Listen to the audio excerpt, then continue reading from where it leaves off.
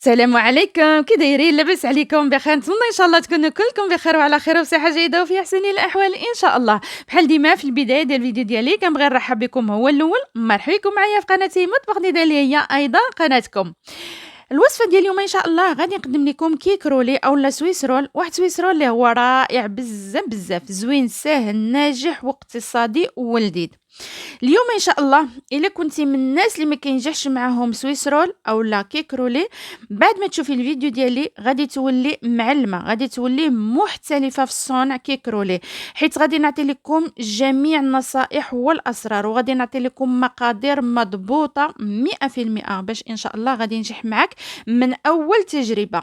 وايضا غادي نوري لكم طريقه الطهي، وغادي نعطي لكم المقادير بالكاس وبالغرام ان شاء الله. يلا تابعوا معي الفيديو من البداية حتى النهاية باش تعرفوا جميع التفاصيل. يلا بسم الله على بركة الله. بحال ديما غادي نبداو بالمقادير ديال لا جينواز. اول حاجة عندي هنا 4 البيضات، وكاس مع مرش ديال السكر، وكاس ديال الطحين عامر كيف كتشوفوا معايا. وغادي نحتاجوا ايضا 7 غرام من خميرة الحلويات، يعني غير النصف ديال هاد الخمارة. وغادي نديروا واحد رشيشة ولا واحد القبيسة ديال الملح صافي. بالنسبة للمقادير ديال لا جينواز هما هادوم ساهلين وبساطين ومتواجدين في كل بيت. اول حاجه السر الاول في نجاح لاجينواز اننا نفصلوا ابيض البيض على الاصفر، لان هذه الطريقه ناجحه وسهله وما كياخذش منا بزاف ديال الوقت في التطراب. الا طربتوا يعني البيض كامل غادي ياخذ منكم بزاف ديال الوقت، يعني ما بين 4 حتى ل 5 دقائق. اما هذه الطريقه ملي كنفصلوا الابيض على الاصفر يعني ما كياخذش منا حتى 2 ديال الدقائق صافي. وها هو الابيض ديالي يعني طرب لينا مزيان وحتى ولا لينا مثل الثلج. صافي دابا كنزيد السكر تدريجيا، كاس ديال عفوا نص كاس ديال السكر فقط، ما تعمروش الكاس. صافي بعد ما طربت مزيان السكر مع الابيض حتى داب لينا السكر، ودابا كنزيد داك 4 ديال الصفوره ديال البيض، كنزيدهم يعني بدفعه واحده صافي. وكنطربوا مزيان ايضا هنايا يعني شحال ما طربتو يعني والخليط ديالنا كيزيد كيطلع صافي. بعد ما طربت تقريبا واحد 4 دقائق حتى ل 5 ديال الدقائق صافي. دابا غادي نزولوا الطراب، وهنايا غادي نجيبوا الطحين ديالنا والخميره كما قلت لكم نصف ديال الخميره اولا عبروها ديروا 7 غرام صافي. وغادي نديروا هنايا ضروري من هذه النقطه الاخوات ان الطحين تغربلوه، يعني اما غربلوه 2 المرات اولا حتى 3 المرات كيف ما بغيتو، قد ما دخل فيه الهواء بزاف قد ما كيجي لاجينواز ديالنا ناجح ان شاء الله. صافي كيف كتشوفوا معايا هنا كنجيبوا هاد سباتولا اولا ملعقه خشبيه اللي بغيتو صافي، وكنبقاو كنحركوا بشويه اولا كنخلطوا بشويه من الفوق لتحت اولا من التحت للفوق، وحنايا بشويه ما كنديروش دغيا حيت هنايا انا غير كنجرب في الفيديو باش ما يجيش الفيديو طويل فقط صافي. ودرت داك الطحين كامل كيف كتشوفوا معايا صافي. دابا حصلت على الخليط اللي بغيت وغادي نجيب البلاطو ديالي. البلاطو البنات فيه 30 على 40، 30 في الطول و40 في العرض صافي. ضروري انكم تحطوا فيه واحد ورق الزبده اولا بابي كويسون صافي. ديك الساعه ديروا الخليط ديالكم كيف كتشوفوا معايا الخليط ديالنا هو هذا، وغادي نحاول اني نقادو فوق البلاطو صافي بهذه الطريقه هذه. يعني الفيديو واضح والطريقه سهله وبسيطه بزاف بزاف صافي. بعد ما قديت الخليط ديالي في البلاطو دابا غادي ندوزو النقطه ايضا اللي هي مهمه، الفران. الفران ملي بديت كنخلط في الخليط ديالي اولا في الجينواز ديالي شعلته تسخن مزيان. ضروري الاخوات ان الفران يسخن مزيان، عاد تحطوا لاجينواز ديالكم في الفران. بالنسبه للفرن ديالي ديال الضوء حطيته في الدرجه الثانيه كيف كنوري لكم، ماشي الاوليه، الدرجه الثانيه. وغادي نشعلو غير من التحت وغادي ندير له 10 دقائق، لان لاجينواز ما خصهاش طيب بزاف، الا طابت لكم بزاف راه غادي تكسر لكم ما تقدروش ديك الساعه تلويوها. غادي ندير ليها 10 دقائق، غادي ندير ليها كيف كتشوفوا معايا غير من التحت. درت ليها 5 دقائق من التحت، بعد ما داز 5 دقائق ديك الساعه شعلت له من الفوق ومن التحت ديك الساعه، يعني المجموع 10 دقائق. ودرجه الحراره عفوا سمحوا لي درجه الحراره 250 البنات.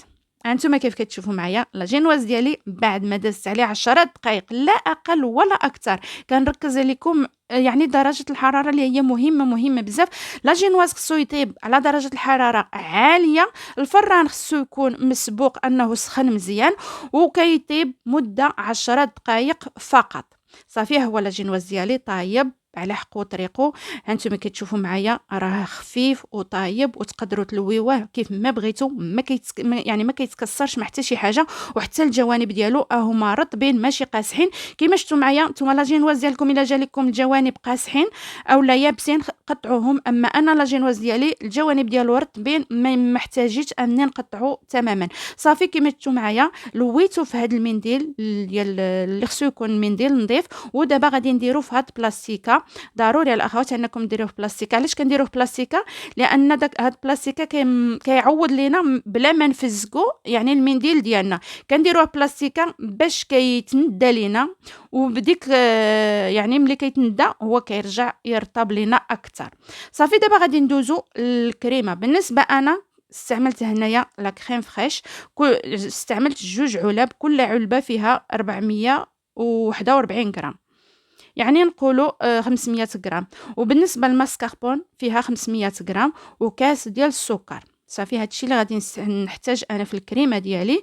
هنا كيف كتشوفوا معايا درت 2 علب، حيت انا غادي ندير 2 ديال كيكرولي. كما شفتوا معايا درت واحد عادي، وغادي ندير واحد بالشوكولا ان شاء الله. صافي غادي نطرب الكريمه ديالي مزيان مع السكر حتى طلع لينا شي شويه. عاد ديك الساعه نزيدو ماسكاربون. الدور ديال الماسكاربون هي كتزيد كتقصح لينا الكريمه ديالنا. اللي ما عندوش لا كريم فريش يقدر يدير شونتي حتى هي كتجي زوينه. المهم ديروا داكشي اللي عندكم في الدار، اما انا دائما كنستعمل لا كريم فريش هي اللي زوينه، وحتى اللذه ديالها كتجي زوينه احسن من يعني كتكون لذيذه، هي احسن من شونتي. صافي بعد ما طربت الكريمه ديالي مزيان، انتم كتشوفوا معايا راه قاصحه لينا. صافي والكريمه ديالي ها هي واجده، غادي نخليها جانبا، وغادي نرجعوا نجيبوا الكيك ديالنا. اول حاجه غادي نجيبو هنايا واحد ورق الزبده اللي غادي نحطو عليه الكيك ديالنا باش يساعدنا هيدا نخدمو بكل سهوله. صافي بالنسبه ليا انا غادي نسقيه شويه. كيف كتعرفوا لا جينواز كتكون شويه ناشفه شويه. غندي هنايا كاس ديال عصير البرتقال. انا كيعجبني نسقيه بعصير البرتقال. نتوما الا عندكم العصير البرتقال تسقيوه به، الا ما عندكمش ديروا سيرو حتى ديروا 2 كيسان ديال السكر وكاس ديال الماء، ديروه فوق البوطه حتى يوصل درجه الغليان. صافي ديك الساعه خليوه يبرد وسقيو به لا جينواز ديالكم. دابا كيف كتشوفوا معايا الكريمه درتها في هاد لابوش. من الاحسن الا كان عندكم لابوش حيت هو دغيا كيساعدنا في الخدمه. وصافي وديروا الكريمه ديالكم، ديروا غير شويه ما ديروش بزاف، حيت غادي نخليو شويه غادي نزينو به من الفوق. وهنايا عندي هنايا كيف كتشوفوا فرامبواز. عندكم ديروه، ما عندكمش الا عندكم حتى يعني لي فريز ديروه حتى هو كيجي زوين.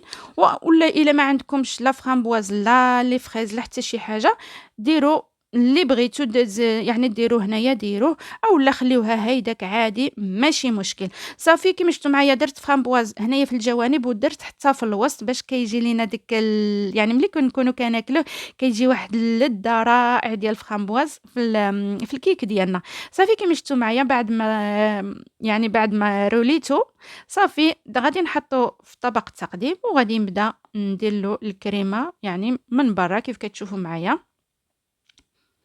طريقة اللي هي سهلة وبسيطة، وما كاينش يعني ما أسهل من هذه الطريقة.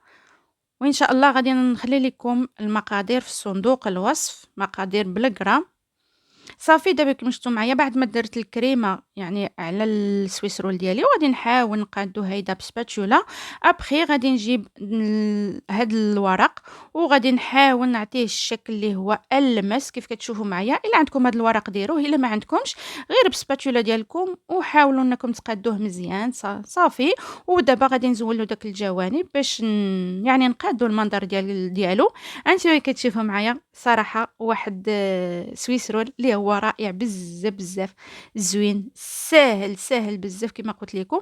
وبالنسبه للتزيين ديك الكريمه اللي بقات ليا غادي نحاول ندير هيدا شي وريضات هيدا من الفوق، وابخي غادي نزين بفرامبواز اللي بقى ليا. اولا كما قلت لكم الفخيز اللي عندكم حتى هو كيجي زوين، اولا خليوه غير هيداك. كما قلت لكم التزيين كيبقى اختياري لكم. يعني الأهم في هاد الوصفة أنها خصو لا جينواز يكون يعني وصفة ناجحة، يعني خصو تنجح معاكم، هذا هو الأهم. صافي. وبالنسبة للتزيين أيضا عندي هنايا شوية ديال بيبيتو شوكولا وأيضا الشوكولا المبشورة. صافي وغادي نحاول نعطي هيدا واحد المنظر اللي كيكون زوين، كيف كيقولوا راه العين اللي كتاكل قبل قبل الكرش. صافي والنتيجة النهائية ديال الفيسرول ديالنا هي هذه. ودابا غادي نوري لكم غير طريقة ديال لاجينواز بالشوكولا. المقادير نفس المقادير، بعض البيضات، نص كاس ديال السكر وكاس ديال الطحين. ولكن كاس ديال الطحين اول حاجه غادي نجيبو 2 معالق كبار ديال الشوكولا نوا خاصه بالحلويات كيف كتشوفوا معايا. غادي نديرهم هما الاولين، عاد ديك الساعه غادي نكمل بالطحين. هادي المقادير ديال لاجينواز بالشوكولا. صافي وديك الساعه غادي ندير نفس الشيء اللي درت يعني لاجينواز اللي درنا في الاول. يعني ما زدت حتى شي حاجه، فقط زدت الشوكولا نواخ. صافي غادي نخلط هاد المكونات كاملين. وديك الساعه غادي نجيب البلاطو ديالي وغادي نحط فيه الخليط ديالي، وغادي نحطو ايضا في الفران كيف ما درت لاجينواز اللي هي عاديه كيف ما قلت لكم. غادي نديرها لهاد لاجينواز ديال الشوكولا. ولكن انا وريت لكم النقطه اللي هي مهمه بزاف، انكم قبل ما ديروا الطحين في الكاس ديالكم، حيت حنا كنعبروا بالكيسان، الكاس ديال العنبه، قبل ما ديروا الطحين ديروا الشوكولا هي اللوليه. الشوكولا نواخ 2 معالق عامرين مزيان. عاد ديك الساعه كملوا بالطحين. وكما شفتوا معايا قديتها وخبطتها شي شويه باش يخرج منها داك الهواء. صافي وطيبتها وزينتها بهذا الشكل حتى هي بشويه يعني ديال هنايا عندي داك الشيء اللي عندكم في الدار. انا دائما كنقول لكم ديروا داك الشيء اللي عندكم في الدار. حبيبات ديال الشكلاط، وهنايا درت فيريرو ديال بالشوكولا نواغ، وايضا فيريرو بالشوكولا بلان البيضاء. صافي كما قلت لكم التزيين كيبقى اختياري، والشكل ديالهم بجوج هما هادو كيف كتشوفوا معايا رائعين بزاف. تقولوا راهم شريتوهم ماشي ديال الدار، ولكن هما راه ديال الدار. وكيف ما تابعتوا معايا يعني راه مشيت معكم خطوه بخطوه. وايضا عطيت لكم نصائح يعني ديال الطهي ديالهم، وايضا بالطريقه ديال التخلاط، وايضا المقادير عطيت لكم بالكاس. وكما قلت لكم غادي نخلي لكم المقادير في صندوق الوصف ان شاء الله بالغرام. ودابا كما العاده غادي نقطع لكم يعني تشوفوهم كيف جاو من الداخل. هانتوما كتشوفوا معايا داك الفرامبواز اللي درنا كيبان في الوسط ديال الكيك. هانتوما يعني واحد المنظر هو رائع بزاف. اما اللذه ما نعاودش لكم، لدادين بزاف، سواء هذا ديال الشوكولا او هذاك اللي عادي. وصافي صراحه يعني في هذه الاوقات راه متواجدين في محلات والثمن ديالهم اللي هو يعني باهظ. من الأحسن أنكم توجدوهم لوليداتكم أو للعائلة ديالكم في الديور ديالكم. وأنتم كتشوفوا معايا يعني مقادير بساطين بزاف، وكنظن متواجدين في كل بيت وساهلين وناجحين. يلا استودعكم الله الذي لا تضيع ودائع. السلام عليكم.